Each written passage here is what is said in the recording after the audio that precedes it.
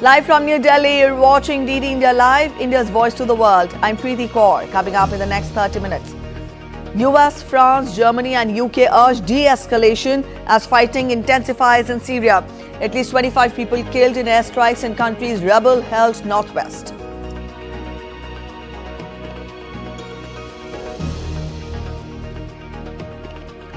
Violent protests continue in Georgia against government decision to shelve EU membership talks.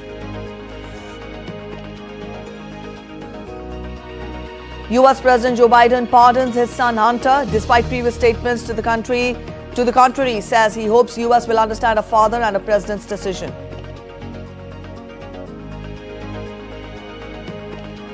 Plastic pollution treaty talks to combat pollution conclude in South Korea with no agreement. Negotiators plan to meet again next year.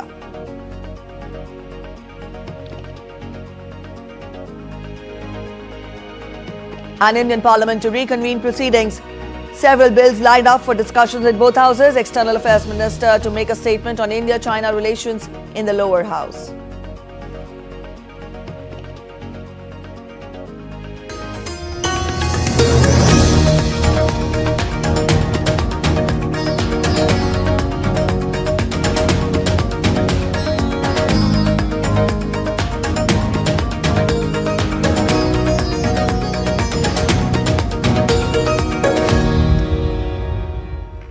During his meeting with Syrian President Bashar al-Assad, Iran's Foreign Minister Abbas Araghchi described the situation in Syria as difficult.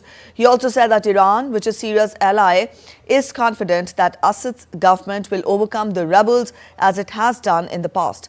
The leaders met in Damascus on Sunday. Syrian president has vowed to crush insurgents who had swept into the city of Aleppo, while Russian and Syrian jets struck the rebel-held city of Idlib in northern Syria. On Sunday, the army said it had recaptured several towns in recent days by the rebels. Also, the United States and its allies France, Germany and Britain called for de-escalation in Syria and urged in a joint statement for protection of civilians and infrastructure.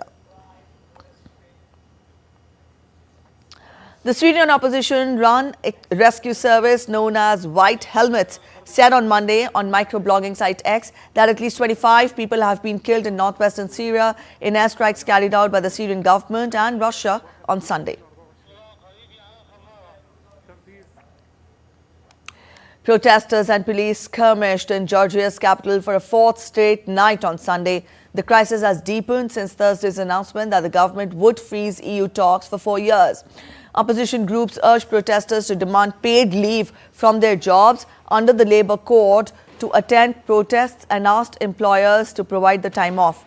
Georgia's pro-Western president, Salom Zobarovich, called for pressure to be brought on the Constitutional Court to annul elections last month won by Georgian Dream. Both the opposition and Zobarovich said that the poll was rigged. Georgian Prime Minister Irakli Kobakidze ruled out rerun of contested vote and dismissed criticism by the US, which has condemned the use of excessive force against demonstrators. The EU and the United States are alarmed by what they see as Georgia's shift away from a pro-Western path and back towards Russia's orbit. Georgian Dream says it is acting to defend the country's sovereignty against outside interference. Meanwhile, Russia is also following developments closely. Former Russian President Dmitry Medvedev said an attempted revolution was taking place and usually this sort of thing ends very badly.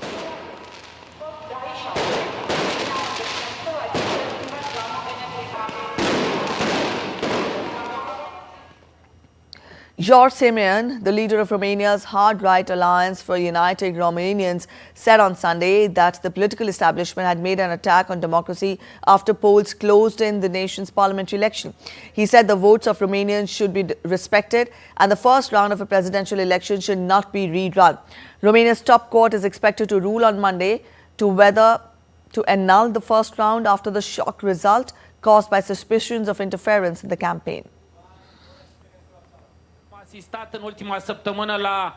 In the last week, we have witnessed a real attack on democracy, on freedom, on our national values. The Romanian people have spoken, and the traitorous political class that tried not to hear the voice of the Romanian people, at least now, in the 12th hour, I hope it will calm down from the abuses it has prepared, from the thought that the will of the Romanian people can be annulled, from the thought that the first round of the election can be repeated, from the thought that they can cling to power with their teeth. It's been a week of tension and turmoil in Bangladesh, where religious minorities, especially the Hindus, are under growing threat. Arrests, attacks and accusations have created an atmosphere of fear, drawing global attention and sparking outrage. Here's the full story by Mihir Melkhuri. Take a look. It has been a tense week for Bangladesh. Persecution of minorities, particularly Hindus, shows no signs of abating. Those who dare to speak out are being silenced. The situation deteriorated further when Hindu priest Chinmoy Krishna Das Prabhu was arrested on November 25th on sedition charges. In a worrying development, 2 more individuals linked to ISKCON have also been detained. अभी तक बांग्लादेश में 4 ब्रह्मचारियों को गिरफ्तार किया गया है। हमारे एक ISKCON सेंटर में भी एक कल तोड़फोड़ हुई, तो ये दूसरी घटना है। एक शिवचर में मंदिर को तो बंद करा दिया था। Journalists too are facing the heat in Bangladesh. On Saturday, prominent journalist Munni Saha was arrested from Dhaka's Karwa Bazaar. She was manhandled by a mob. Following police detention, a case was filed against her. While later released under conditions, the incident has sparked widespread concern over freedom of press. Transport Minister of India's northeastern state of Tripura, Sushanta Chaudhary, alleged that a bus travelling from Agartala to Kolkata was attacked in Bangladesh. Chief Minister Manik Saha expressed deep concern over the incident. बस जब जा रही थी तो एक auto वहां पर आ गया, तो उसके थोड़ा सा उसमें एक्सीडेंट हो गया। तो उसको लेके मेरे ख्याल से जो मेरा पास इंफॉर्मेशन है, जो वहां पर बातचीत के बाद कोई मॉनिटरी उनको बेनिफिट देना था वो ऑटो वाले को, वो देने के बाद वो वहां पर कोई समस्या नहीं हुआ। उसके बाद वो ढाका में पहुंच गया, इतना खबर मेरा पास है। Amid these incidents, Hindus across India gathered at ISKCON temples on Sunday to pray for the safety of religious minorities in Bangladesh. Vigils and chants echoed through temple premises, calling for peace and justice. We are deeply concerned about the situation of our devotees and other minorities in Bangladesh, and we request the world governments to come up and to discuss the matter with the Bangladeshi government so that the things can be settled out peacefully. And we are requesting all over the world, all the people to chant the holy name of the Lord, to pray to the Lord so that the things are settled peacefully.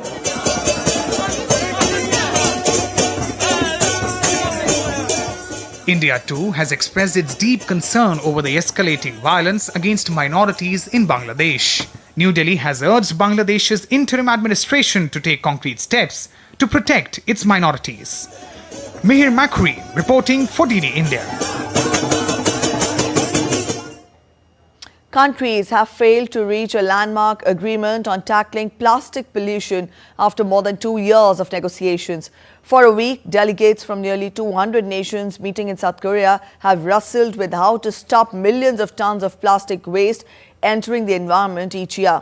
But deep divisions remained between a group of nearly 100 countries calling for plastic to be phased out and oil-producing nations who warned this would affect the world's development. 2 years ago, countries agreed that they would find a way to address the crisis by the end of 2024. The meeting in Busan, South Korea, was meant to be the final 5th round of negotiations. But after late-night talks, countries were unable to resolve their differences, missing their key 2-year deadline. Here in Busan, we have made progress by making and walking paths. Throughout our achievements so far are important. They remained still insufficient. While our work has focused on finding points of contact, the famous landing zones, we have succeeded in many areas. However, there are critical matters still need to be agreed. Nevertheless, there is a degree of structure to what this text could potentially be, and that forms an important next step. for what will be 5-2. And it is clear that there is still persisting divergence. That is the reality of these negotiations. We voiced our strong concerns about ongoing calls by a small group of countries to remove binding provisions from the text that are indispensable for the treaty to be effective. Panama leaves Busan with fire in our hearts. When we reconvene, the stakes will be higher, the devastation will be worse, and the opportunity to act will be even smaller. Shifting focus to the United States now, President Joe Biden on Sunday issued an official pardon for his son Hunter Biden, who is facing sentences for 2 criminal cases related to tax evasion and the purchase of a firearm. In a statement released by the White House, the U.S. president said that Hunter Biden was being selectively and unfairly prosecuted just because he is the son of the U.S. president. The pardon comes after Biden has repeatedly said that he would not interfere in his son's legal troubles. The White House press secretary said as recently as September that Biden would not issue a pardon for Hunter. The release statement said, and I quote, "A full and unconditional pardon for those offences against the U.S. which he has committed or may have committed or taken part in during the period from January 1st, 2014 through December 1st, 2024, including but not limited to all offences charged by or prosecuted by Special Counsel David C. Weiss."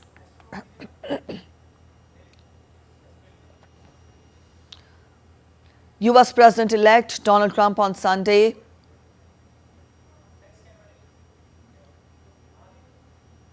U.S. President-elect Donald Trump on Sunday announced that Lebanese-American businessman Massad Boulos will serve as senior advisor on Arab and Middle East affairs. Trump made the announcement on social media platform Truth Social. Boulos, the father-in-law of Trump's daughter Tiffany, met repeatedly with Arab American and Muslim leaders during the election campaign. It is the second time in recent days that Trump chose the father-in-law of one of his children to serve in his administration. Earlier on Saturday, Trump picked his son-in-law's father, Jared Kushner's father, real estate mogul Charles Kushner, to serve as U.S. ambassador to France.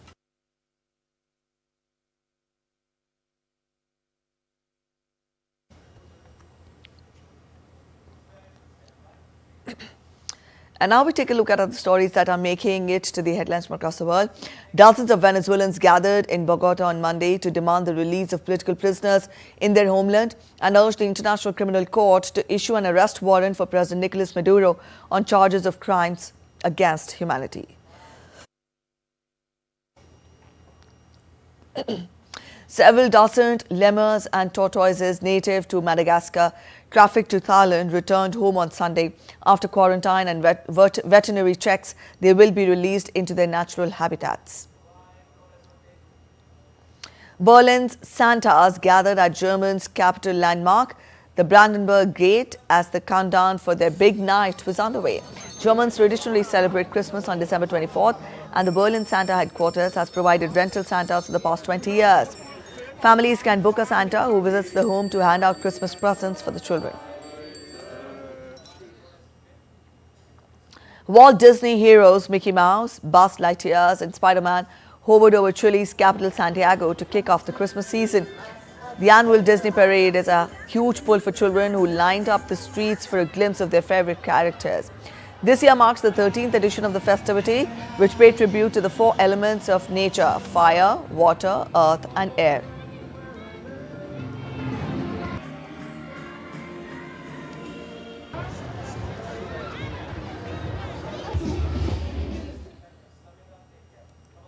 You're watching DD India Live. We're heading for a short break, but after the break, Prime Minister gives away President's police medals for distinguished service, expresses concern over threats from digital frauds, cybercrimes and AI technology.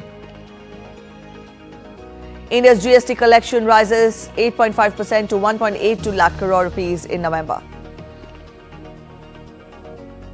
And in sports, Liverpool beats Manchester City in their Premier League clash.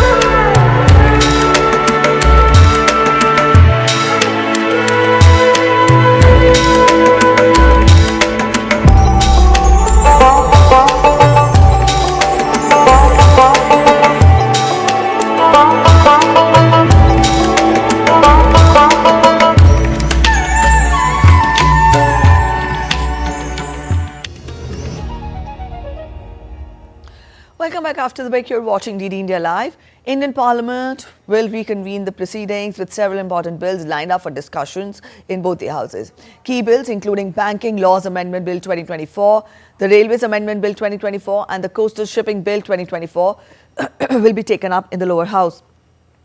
External Affairs Minister Dr. S. Jaishankar will make a statement on India-China relations in Lok Sabha.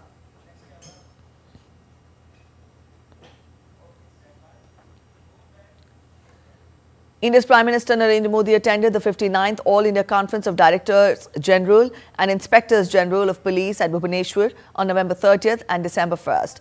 In the valedictory session, the Prime Minister gave away President's Police Medals for distinguished service to the officers of the Intelligence Bureau. In his concluding address, Prime Minister noted that wide-ranging discussions had been held during the conference on national and international dimensions of security challenges and expressed satisfaction on the counter strategies which had emerged from the discussions. Prime Minister Modi also expressed concern on the potential threats generated on account of digital frauds, cybercrimes and AI technology, particularly the potential of deep fake to disrupt social and familial relations. As a countermeasure, he called upon the police and leadership to convert the challenge into an opportunity by harnessing India's double AI power of artificial intelligence and aspirational India. Cyclone Fengal has caused widespread flooding in several areas, particularly in Cuddalore. As the storm moves westward, heavy rainfall is expected in parts of Andhra Pradesh, including coastal and Rayalaseema regions. The Indian Meteorological Department on Sunday issued warnings for continued severe weather in these areas. Now, the Cyclone Warning Center in Visakhapatnam said Cyclone Fengal is likely to move westwards very slowly as it has remained stationary at the same location for the past 6 hours. The National Disaster Response Force, along with the local administration and Indian Army troops, is actively involved in rescue operations. The cyclone made landfall on the coasts of Tamil Nadu and Puducherry on Saturday.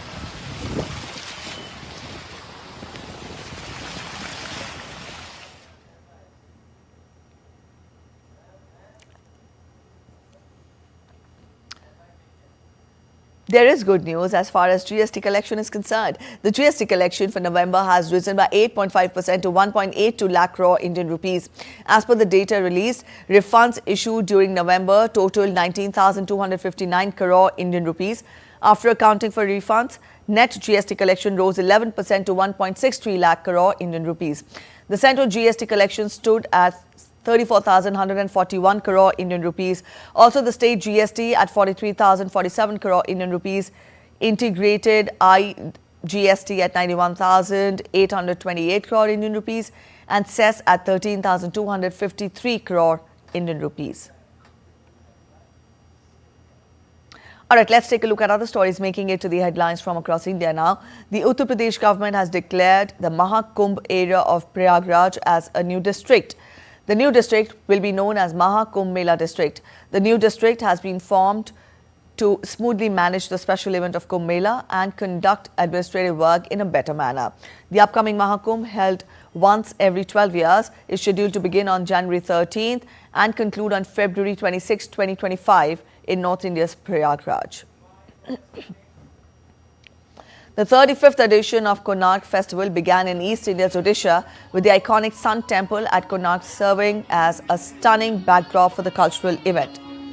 The opening evening captivated audiences with dance performances. The 5-day festival is being hosted by Odisha Tourism in collaboration with Odisha Sangeet Natak Academy and also the Odisha Tourism Development Corporation.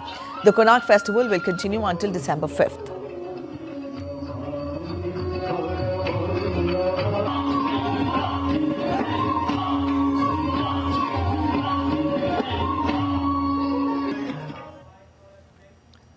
The 14th International Sand Art Festival began in Odisha's Chandrabhaga Beach, featuring 129 celebrated sand artists, including 8 international participants from UK, Mexico, Germany, Japan, Russia, Portugal, Spain and Sri Lanka.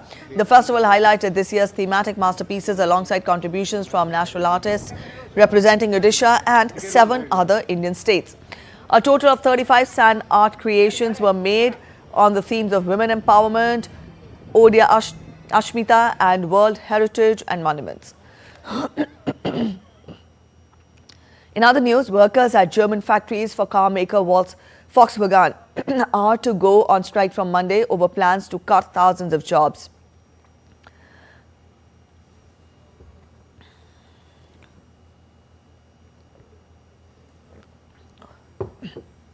The crisis-ridden auto titan has been locked in bitter talks with unions since announcing in September that it was weighing the unprecedented step of shuttering plants in Germany, where it has around 120,000 employees. Volkswagen has been hit hard by high manufacturing costs at home, a stuttering shift to electric vehicles and tough competition in the key market, China. Volkswagen's parlous financial position was also highlighted in October when it reported a 64% plunge in third quarter profits. The crisis at one of Germany's industrial titans comes as Eurozone's top economies struggling amid heightened political uncertainty with early elections looming in February. In what is expected to be a pivotal week for the possibility of US rate cuts, the dollar crept higher on Monday in what is shaping up to be a critical week, while the yen's recent rebound was underpinned by wagers on rising rates at home. Over the weekend, Bank of Japan Governor Kazuo Ueda said the next interest rate hikes are nearing in the sense that economic data are on track, following figures showing Tokyo inflation picked up in October. Markets now imply a 56% chance that Bank of Japan will hike by a quarter point to 0.5% at its policy meeting on December 18th and 19th. On to sports updates now. Liverpool overawed arch rivals Manchester City in a 2-0 win on Sunday to take a 9-point lead at the top of Premier League and extend their opponent's slump to 7 games without a win. Cody Gakpo and Mohamed Saleh scored the goals for Liverpool as the result was City's first 4-game losing streak in the Premier League since 2008. The loss has pushed Pep Guardiola's side down to an unfamiliar 5th in the table, 11 points behind their greatest rivals of recent years.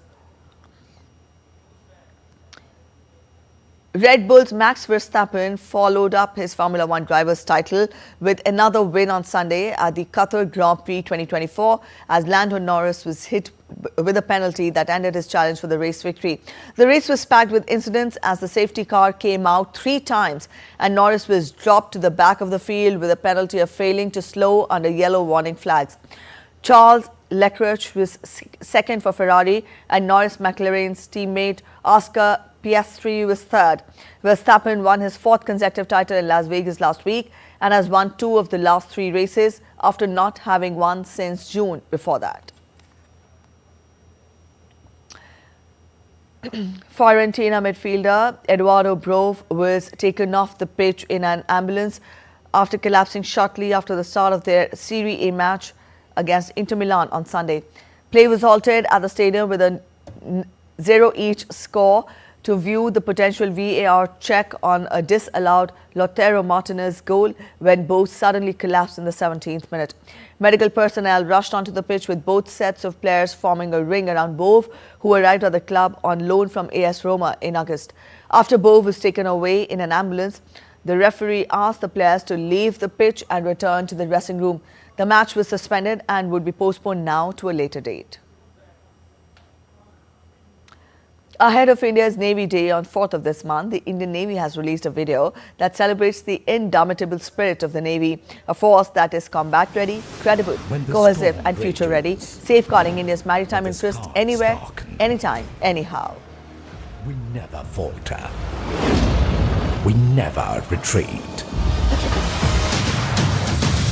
In the skies, beneath the waves, Commanding stand launch.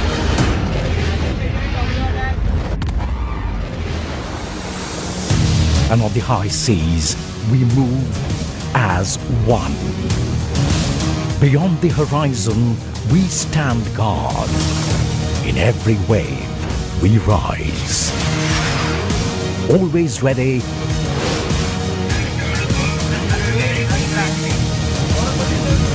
Always prepared. Our mission, unwavering. Our goal to defend, to protect, to strike. The brave who confront the unknown. India's public broadcaster Prasar Bharati has recently launched a OTT platform, that is Waves. Now, Waves provides a complete infotainment ecosystem to digital media and OTT audience. If you also want great content for free, then download Waves today. With that reminder, we end this edition of DD India Live, but let us know your thoughts on the news of the day. For those of you on the go, you can get all the latest news and updates on India and across the world from DD India mobile app. This app is available on both Android and iOS platforms, and you can download the respective QR codes. We'll be back with more news as it breaks here on DD India. I'm Preeti Kaur signing off from all of us here in Delhi. Thanks for watching DD India Live.